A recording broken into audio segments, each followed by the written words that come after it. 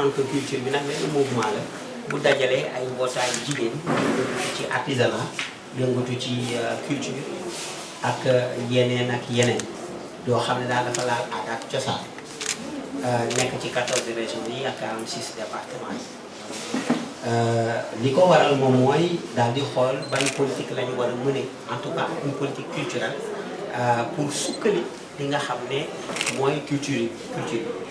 ndax li ñu seetlu moom mooy culture bi dafay faral di des ak artisanat et benn nit comme ni nga ko waxee pour gàttal ko rek ca biir assemblée wala ñaar mënut a régler problème bi day doon ab titre rek ndax deux minutes de parole boo ko amee du la mën a voteloo yenn loi ndax da nga war a contrôler les actions du gouvernement voter ay budget yeneen ak yeneen et on s'est dit compliqué na 165 places xamuñu nga ci olof 165 places ay nit war ko xëccoo bi metti loolu buñ ci amee benn wala ñaar du faj soxla ndax am na lu ñu bëri dundati ko on s'est dit nañu defar suñu programme mu nekkoon nag suñu stratégie daal di koy nëbb nañu defar suñu programme bu programme bi jotee ñu xool ba ñan ñoo ko ciy nangu épouser ci ñi nga xam ne dañuy dem di jongante ñu xaar nag ba nga xam ne jot na parce que bu jotul nga def ko amul sens parce que dañu xaar ba waxtu bi jot ki nga xam ne nangu na ko lire comprendre ko épouser ko ci la ñu koy doog ne xaaruñu génn fësal ko naam njëkkoon nañu génn wax ne fi mu nekk nii dañu am programme ku ko bëgg a épouser na ko épouser mais ñu ngi doog a am koo xam ne nangu na vraiment lii nga xam ne bind nañ ko ñun ñëpp ñi nekk ñi nangu en tout cas nekk ci culture bi nag parce que ñun ñëpp d'accord dafay am ñu d'accord am ñu d'accord ça il faut pas avoir peur de ça. léegi ñoom liste yi juróom-ñetti liste la tey jii est-ce que mën nga ñëw dëggalal ni ñoom juróom-ñetti liste yooyu yëpp ku si nekk si ñoom rencontré leen maanaam daje nga ak ñoom te bi nga dajee ak ñoom kan ngeen ci tànn ak bi nga leen tànnee lan moo tax ngeen tànn waaw juróom-ñetti liste yi bu dee dañ waxal suñu borom daje mu ñëw ñëpp daf ci am ñu dajal mënuluñ ko mais ki nga xam ne moom la ñu mujj waxal te mu jël programme lire ko comprendre avant muy jël programme bi dama waxtaan ak moom ay yooni yoon li ne ci biir programme ñu waxtaan seggat ma daal di ñëw rendre compte gars yi ne bii de moo gën ndax man du muy jël décision ma damay woo gars yëpp ñu dajee bu ñu dajee gars yi lu majorité bi wax rek ñun dañuy faral di ut consensus madame Aminata Touré nekk tête de liste mouvance présidentielle moom moo ñu gën a déglu gën ñu jox bopp boole ceeb ñun nag ñu dégluwaale tamit discours yeneen leaders yi ñan ñooy vraiment ñan ñoo ci porté politique gu culture artisanat ñan ñoo ko maîtriser ñi nga xam ne dañ ko def seen programme comme ça et vraiment déglu nañu ci la ñu ne madame Aminata Touré nii kat mën nañu liggéey ak moom pour jox ko majorité pour que ñun li ñu bëgg ci damay joxe benn cas ay SODAV li nga xam ne moom mooy copie privée ndax ca assemblée rek ngeen koy voté nañ ko mais appliqué buñ ko li nga xam ne moom mooy comment dirais-je encore statut de l'artiste voté nañ ko mais appliqué wuñ ko te loolu yëpp assemblée ngeen koy jëlee mu des yeneen ak yeneen on s'est dit il faut être intelligent et partir ak ki nga xam ne yaakaar ngeen ne ñooñu dinañ am majorité donc ab jeu la boo xam ne da ngeen di dem soobu en tout cas dinañu doon góor yooyu nga xam ne essayé nañu pour seen réew pour yéen caméraman yi journalistes yi animateurs culturels ay les ingénieurs de son éclairagistes. Aminata Touré bi ngeen daje moom mooy tête de liste coalition mouvance présidentielle Benno Bokk Yaakaar bi ngeen daje ndax rassuré na leen ak est-ce que ñoom bu ñu demee assemblée nationale am ngeen yaakaar que li ngeen di xaar daañu ko def. xam nga kenn ku nekk dafa am nooy faral di liggéey man sama bopp maa dajeek moom du benn du ñaar bu discuter boobu wóor ma ne point yi taxaw mu ne ma ah mu ne waaw ñu doog a ñëw toog waxtaan ci programme waxtaan naa ci aussi ak ñeneen ñoo xam ne ñu ngi liggéey ak ñoom parce que booy faral di dugg Casamance bu bëri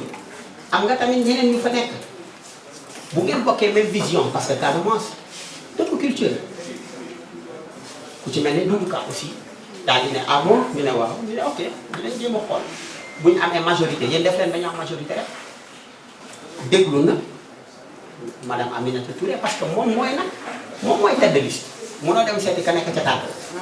non waxtaan boo gis day dafay day yenn et vraiment nekk na koo xam ne déglu te su dégluwul woon aussi j'aurais l'honnêteté daal di ne ah def sérieux mais moom déglu na liir na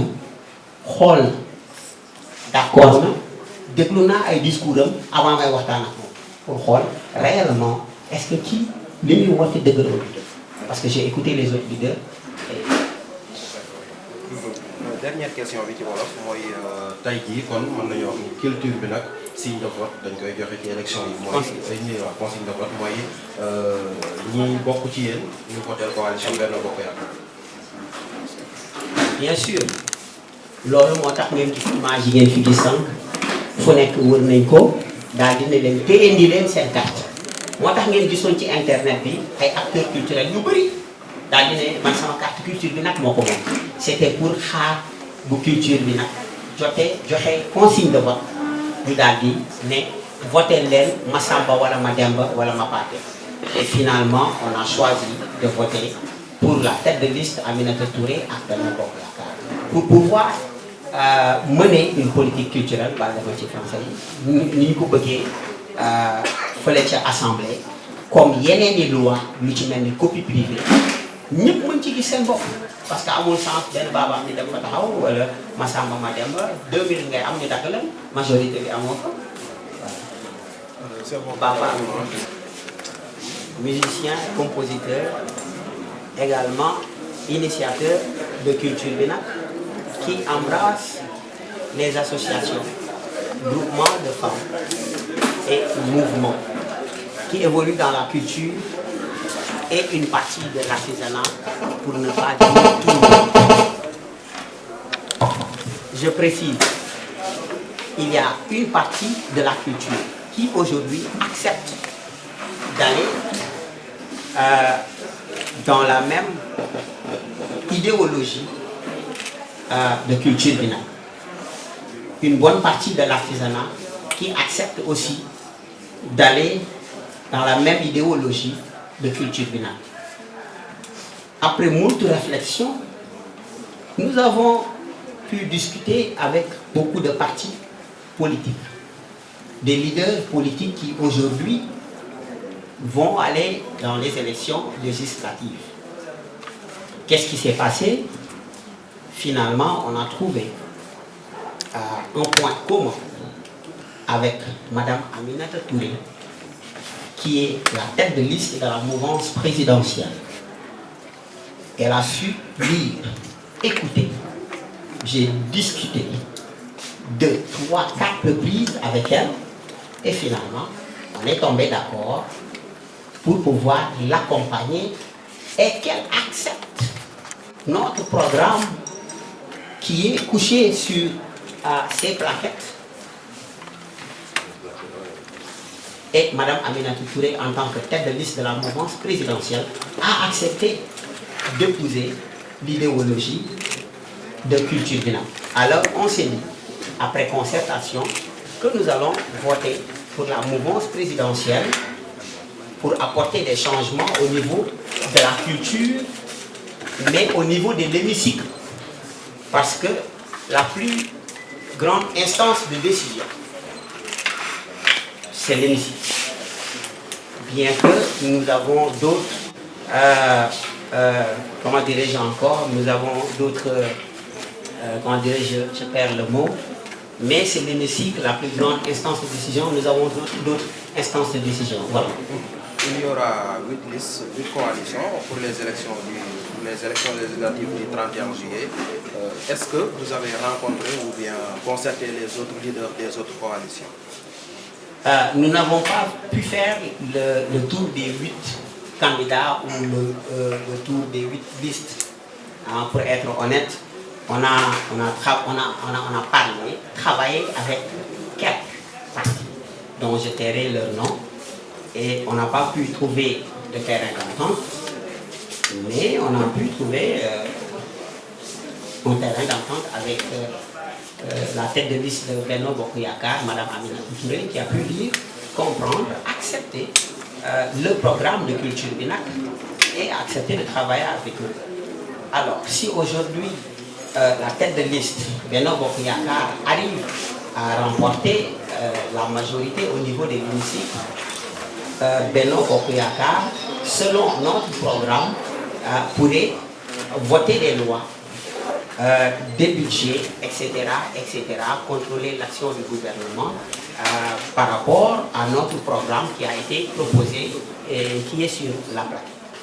Donc aujourd'hui, on peut dire que Culture Binac a donné comme consigne de vote voter la coalition Benno Bokk Yakaar. Oui, évidemment, Culture Binac vient de donner ce qu'on appelle le go pour les votes pour Culture Binac.